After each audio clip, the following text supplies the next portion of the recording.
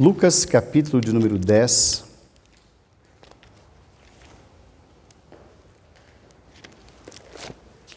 E é um texto bem conhecido, no qual nós queremos meditar na noite de hoje, a partir do verso de número 38. Lucas, capítulo 10, versos de 38 a 42. É o texto que serve de base para o nosso estudo, para a nossa reflexão, nesse primeiro domingo do mês, primeiro domingo do novo ano, o ano de 2022. É um episódio que ocorre numa pequena aldeia, bem próxima a Jerusalém, cerca de 3 quilômetros de distância. É um episódio que ocorre na aldeia de Betânia. Lucas 10, de 38 a 42, assentados reverentemente, os irmãos acompanhem a leitura da palavra de Deus, que nos diz assim: Indo eles de caminho, entrou Jesus num povoado, e certa mulher, chamada Marta, hospedou-o na sua casa. Tinha ele uma irmã chamada Maria. Tinha ela uma irmã chamada Maria, e esta quedava-se assentada aos pés do Senhor, a ouvir-lhe os ensinamentos. Marta agitava-se de um lado para o outro, ocupada em muitos serviços. Então se aproximou de Jesus e disse: Senhor, não te importas de que minha irmã tenha deixado que eu fique a servir sozinha? Ordena-lhe, pois, que venha ajudar-me. Respondeu-lhe o Senhor: Marta, Marta, andas inquieta e te preocupas com muitas coisas. Entretanto, pouco é necessário, ou mesmo uma só coisa. Maria, pois, escolheu a boa parte, e esta não lhe será tirada. Que Deus nos abençoe, irmãos, em nome de Jesus. Amém. Vamos continuar a nossa série de estudos sobre o ministério de Jesus. Hoje é a parte número 24, é a 24ª mensagem sobre o ministério de Jesus no Evangelho de Lucas, pela ótica do médico amado Lucas. Essa história, irmãos, é uma história muito conhecida. Ela faz parte de um contexto isolado, não há um contexto ligado a nada, simplesmente Lucas narra que Jesus Cristo estava caminhando, ele passou pela aldeia de Betânia e lá ele foi acolhido. Nós queremos na noite de hoje, irmãos, fazer uma reflexão sobre o ministério de Jesus, a forma como Jesus Cristo apresenta não apenas a Marta e Maria, mas apresenta a nós hoje sobre a nossa caminhada, sobre a nossa jornada. Isso é muito importante para que nós percebamos, irmãos, a forma como o Senhor vê as coisas e a forma como nós vemos as coisas. Na noite de hoje, irmãos, nós queremos meditar sobre o ministério de Jesus no lar de Betânia. Existem 3 boas lições, pelo menos, que nós queremos refletir na noite de hoje. A primeira lição que nós queremos aprender na noite de hoje, irmãos, é que o Senhor Jesus Cristo, com esse episódio, está nos ensinando sobre escolhas. Esse episódio, irmãos, nos coloca aqui o lar de Betânia com 3 personagens nessa história: Jesus, Marta e Maria. Jesus é a figura principal, Jesus é a personagem principal da história. Mas esse episódio aqui está nos fazendo refletir sobre escolhas no dia a dia. E aqui nesse slide que os irmãos estão vendo, estão aí as 2 escolhas, a escolha de Maria e a escolha de Marta. Primeiro, a de Marta. Quem era Marta? Marta, pelo texto, como nós vemos aqui no verso de número 38, ela é quem toma a iniciativa de hospedar Jesus. Então, Marta tem um coração grande, Marta tem um coração tremendo, maravilhoso, ela é hospitaleira. Para ela era uma honra receber Jesus em casa, e ela o faz da melhor maneira, de uma forma fidalga. Ela organiza então uma bela receptividade para Jesus. Entretanto, enquanto ela pensa e faz uma coisa, a cabeça dela já está girada para pensar em outra, e em outra, e em outra, e em outra. Ela percebe que ela precisa fazer o melhor para o Senhor. Só que no meio desse tanto trabalho, enquanto ela tanto idealiza, enquanto ela tanto faz, algo começa a revelar que está dentro do coração dela. Uma coisa é o que ela faz, mas o que ela faz revela algo que está nas entrelinhas do serviço dela, uma inquietação tremenda. Aquilo que deveria ser feito por amor e com amor passa a ser pesado. Rapidamente as coisas ganham um peso. E por que as coisas ganham um peso? Porque a motivação dela é diferente. A motivação dela se espelha nas suas palavras, não nas suas ações. De repente, irmãos, e não mais do que de repente, todo aquele ânimo virou desânimo. Olha como ela começa a se queixar, olha que interessante. No verso de número 40, nos diz que ela passou a estar agitada. Ela quer servir da melhor maneira, ela não sabe como. Ela entende que o ativismo é o caminho, então ela começa a correr para lá e para cá. Entretanto, irmãos, ela se vê rodeada de desânimo. Jesus Cristo mesmo declara: você está inquieta, você não percebe, mas isso é inquietação, isso não é serviço. Você não se apercebeu disso, mas você está inquieta, menina. Você não está me servindo, você está servindo a si mesma. Você está repleta de inquietação. Você agora passou a ser uma pessoa irritante. Você está irritada e irritante. Olha que interessante. Você passou agora, estava me servindo e passou a murmurar. Olha como as coisas mudaram rapidamente. Aquele trabalho que você estava servindo a mim, que você achava que estava servindo, passou a ser um peso. Marta, Marta, que escolhas são essas? Mas essas são as escolhas de Marta. A alegria do servir mudou rapidamente para algo penoso, pesado e motivo de queixa naquele lar. Essa foi a escolha de Marta. Vamos ver agora, ainda nesse mesmo slide, a escolha de Maria. O texto nos fala no verso de número 39, irmãos, que a irmã de Marta chamava-se Maria. E a opção dela foi quedar-se, sentar-se, aproximar-se do Senhor Jesus. Porque Jesus estava ensinando, Jesus estava falando coisas do reino, muito provavelmente como era o seu hábito. E então ela se aproveita daquele momento de estar na presença do mais nobre de todos os hóspedes, do privilégio de recebê-lo em casa, e ela se dispõe então a desfrutar da sua presença. Ela vai ouvir, ela vai prestar atenção de maneira atenta a cada lição, a cada uma das palavras, a cada um dos ensinamentos que saem da boca do Senhor Jesus. Maria entendeu que a prioridade naquele momento não era o serviço, era o aprendizado, era o ensino. Ela soube discernir para si o que era prioritário, e é dentro disso que se desenlaça a sua escolha.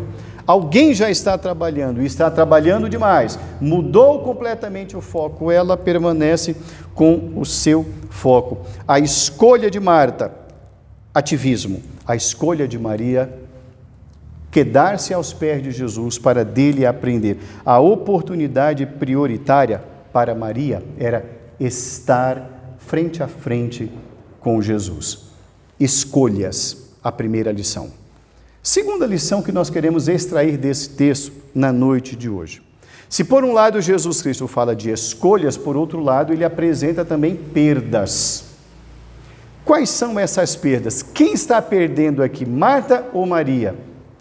Marta. Vamos ver as perdas de Marta aqui.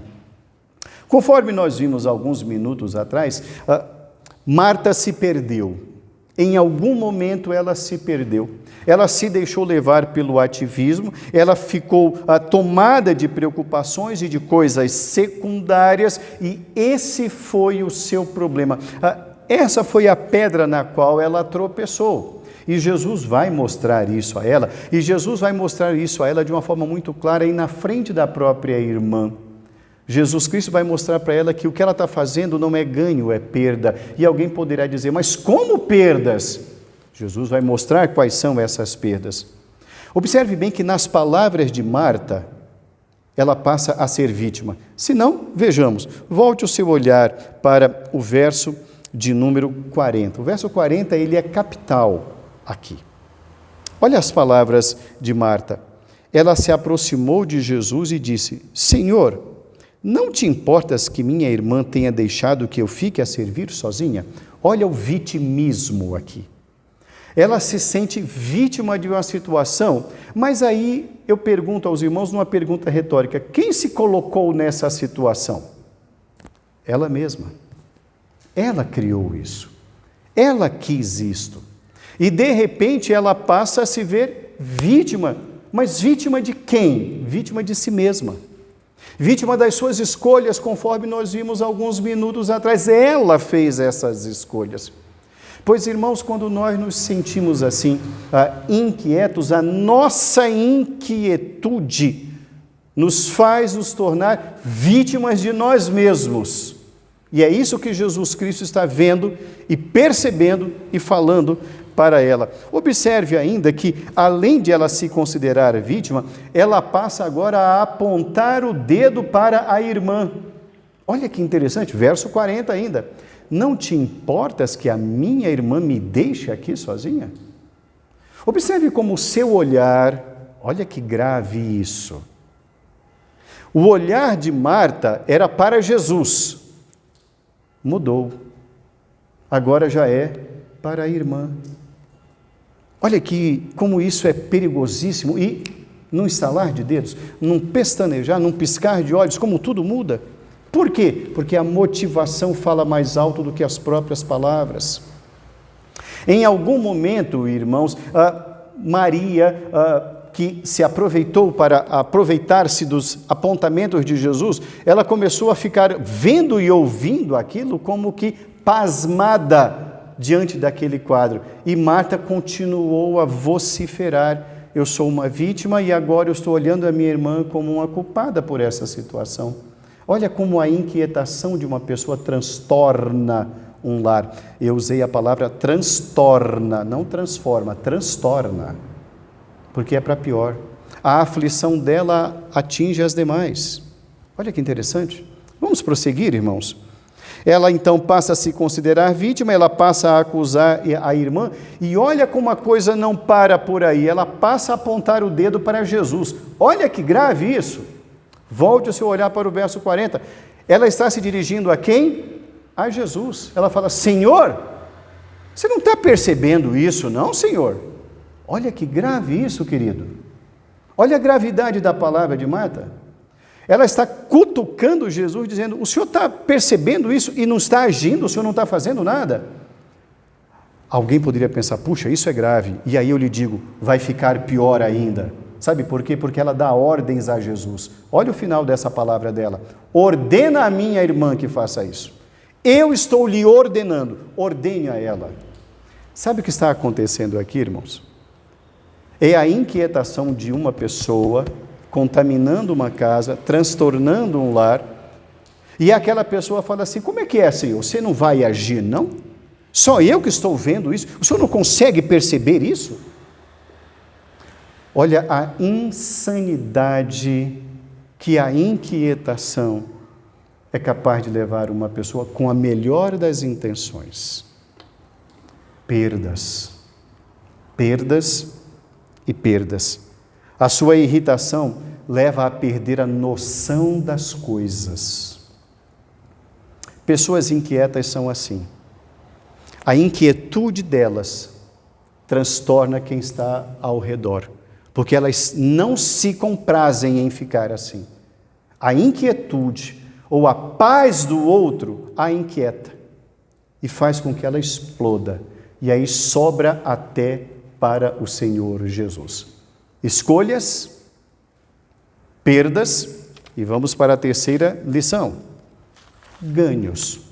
O Senhor Jesus Cristo também fala de ganhos.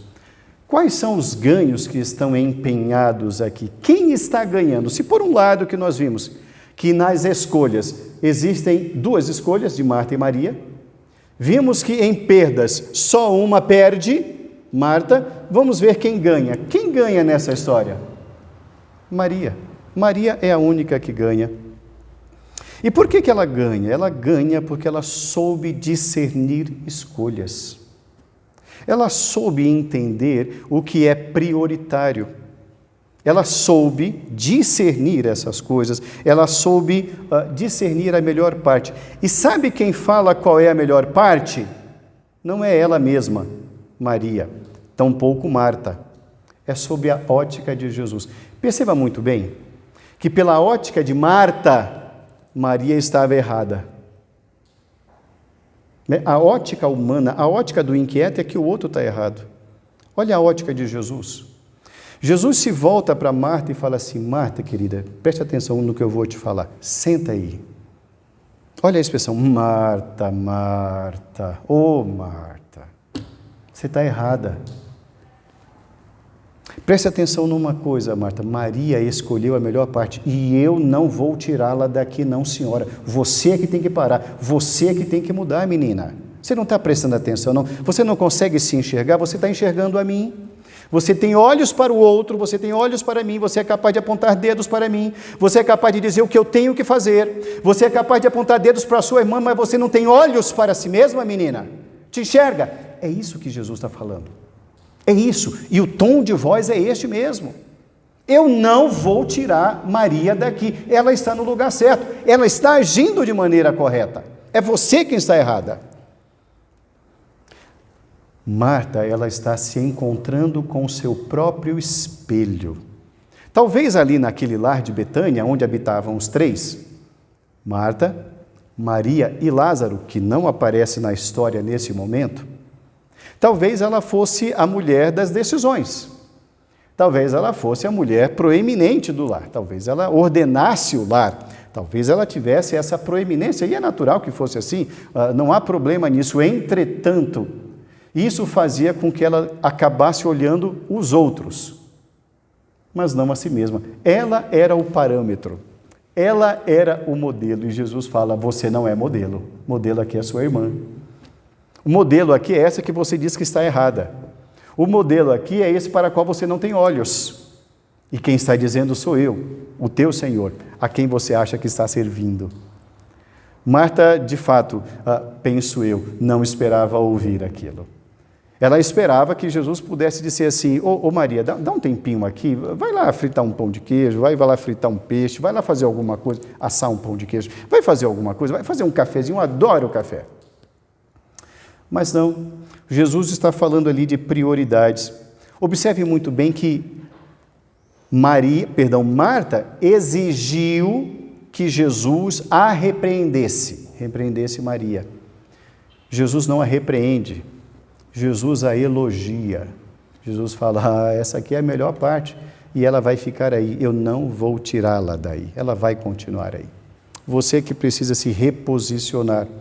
Ela não foi repreendida, mas foi elogiada. E ela foi elogiada porque ela fez o melhor. Ela escolheu a melhor parte. Concluindo a nossa reflexão na noite de hoje, irmãos, nesse primeiro domingo do ano de 2022, essa passagem, esse episódio, irmãos, traz para nós muitas lições. Há muitos livros escritos sobre esse episódio. Há muitos estudos, muitas mensagens, muitos pregadores já cansaram de pregar sobre esse texto. É um texto que se renova. Há muitos motivos para nós aplicarmos muitas coisas. Eu estou colocando aqui, irmãos, nessa nossa mensagem aqui, na mensagem do Senhor para nós hoje, a necessidade de nós aprendermos a entendermos o que é prioritário na vida. O que de fato é prioritário, não pelo nosso olhar, não pela ótica do outro, porque a ótica do outro é falha como a minha é falha. Porque eu não sou parâmetro. Como Marta não é parâmetro. O parâmetro é Jesus. E é pela ótica do Senhor que nós devemos ajustar o nosso foco naquilo que o Senhor apresenta como prioritário, para que saibamos, colocando o que é prioritário, estabelecer as coisas secundárias e terciárias e as demais, para que possamos discernir o que é urgente e o que é importante, o que é excelente e o que é bom. São coisas muito boas, mas uma vem à frente da outra. Precisamos ter tempo para aquilo que realmente, de fato, importa. E Maria descobriu, Marta não descobriu. Não se pode perder tempo com coisas que não são prioritárias. O tempo é para as prioridades, as demais coisas serão acrescentadas. Devemos evitar murmuração também. Que trabalho é esse que aponta o dedo para o outro? Que serviço para o Senhor é este que aponta a falha dos outros, que coloca uns contra os outros? O que é isso? Isso é demoníaco, isso é humano, isso não é do Senhor, isso não vem do Senhor. Isso é reprovável e o Senhor reprova e diz: não, não. As coisas precisam entrar nos eixos nessa casa, Marta. E você é quem está destoando, Marta. Maria está certa, Marta. As coisas precisam estar aqui bem colocadas. Se qualquer tipo de serviço, irmãos, qualquer tipo de serviço na casa do Senhor, se está gerando murmuração, acredite, Jesus Cristo está dizendo: isso está errado, por melhor que seja. E por mais bem feito que seja, isso é pecaminoso, isso é danoso, isso não vem de Deus. Isso tem lugar, mas é reprovável. Não deve permanecer. Que tipo de trabalho é esse, seja ele qual for, que aponta falhas dos outros? Senhor, você não está percebendo que isso está errado, Senhor? Faz alguma coisa, Senhor. A nossa ótica, irmãos, é uma ótica equivocada. Precisamos aprender como Maria aprendeu, como Jesus ensinou, como Marta aprendeu naquele dia na sua casa. A inquietação, irmãos, ela é danosa. Qualquer pessoa inquieta, ela é perigosa. Qualquer pessoa inquieta. Por isso que a palavra de Deus nos diz, o próprio Senhor Jesus: não que vos inquieteis com o dia de amanhã, porque a inquietação, ela é danosa. Repito, a pessoa inquieta, ela não é sozinha inquieta. Ela não consegue ver ninguém parado ou em paz ou fazendo outra coisa. Se não está fazendo o que ela quer, se prepare. Ela vai te atingir, ela vai te acusar. Ela vai apontar dedos, porque a inquietação é dela e ela vai adoecer os outros. Escolhas, perdas e ganhos. A vida é feita de tudo isso, irmãos. Fizemos muitas escolhas no ano passado, vivemos fazendo escolhas. Todos nós fazemos escolhas. Estamos diante de um ano aí novo no nosso calendário, na nossa ótica, em que teremos que fazer muitas escolhas. Aliás, já fizemos muitas escolhas hoje. E dentre todas elas que faremos até o final deste ano, enquanto o Senhor nos permitir com vidas, irmãos, sempre nós deveremos pesar as perdas e os ganhos, mas sobre todas as coisas, tomar decisões, irmãos, de acordo com a ótica do Senhor. A nossa ótica pode ser a mais equivocada de todas, repito, mesmo repleta das melhores intenções. Que o Senhor nos ajude, que o Senhor nos abençoe, que neste ano o Senhor nos dê muitas oportunidades de escolhas e que o Senhor nos ensine a tomar as melhores decisões sempre, para que nós minoremos as perdas e que cada vez mais nós ganhemos do Senhor sempre o olhar do Senhor. Que Deus nos abençoe e nos guarde em nome de Jesus. Amém.